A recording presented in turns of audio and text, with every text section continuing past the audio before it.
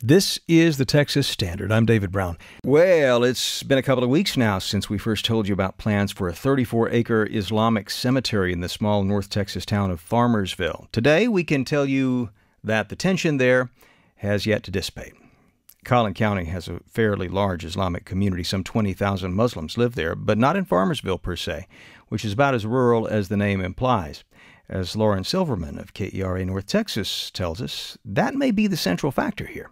This town used to be the onion capital of North Texas, and although the Collin County sweets it became famous for had a mild flavor, resident Medford Sumrow has some harsh words for the proposed cemetery. We don't need that crap up here. What the hell they want to come up here and jack with Farmersville for? Sumrow is sitting on a bench downtown. He watches as folks drive along the red brick road, ducking into the post office and drugstore.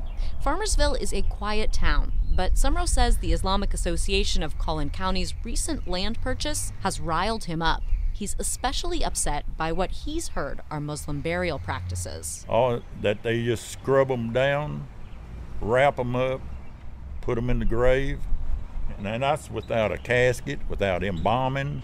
That's not going to happen here, says Khalil Abdur Rashid. He's with the Islamic Association. He says bodies will be placed in wooden caskets and then in cement vaults. Since the nonprofit bought a patch of land along the highway into town, he's heard plenty of rumors. The fact that the land used to grow onions and now it'll grow dead bodies. Some folks would say, hey, if they go forth with this, we'll just pour pig's blood on it. That is something that has just been very hurtful.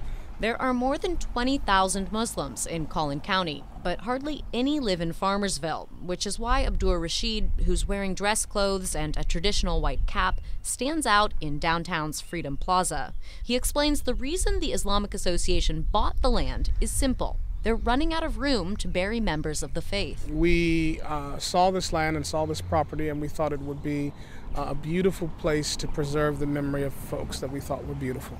Abdur Rashid says he didn't expect so much vitriol and opposition. We have enough bridges to build as an American Muslim community for our living. I didn't know we had to do that for our deceased as well. Local Diane Pivko is fighting the cemetery. We don't like the fact that we seem to be portrayed in the media as radicals against Islam. We don't want to be dumped on. We want to have say over how our community grows. She wishes the private land would be developed for housing or business. To find out how city officials are handling all this, I walked a few blocks past Lovey's Cafe, the town's old onion shed, and an antique shop with a speaker out front.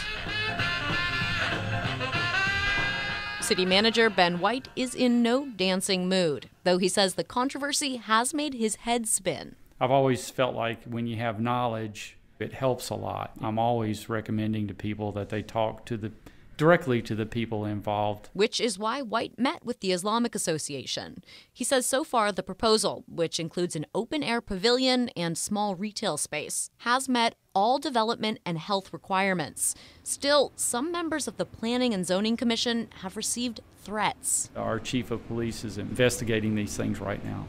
Not everyone hanging around Freedom Plaza has a problem with the cemetery. Harvey Sisko is shooting the breeze with the clerk at the hardware store. He's lived here for more than 60 years and says he has a good relationship with the Muslim people he knows who work around town.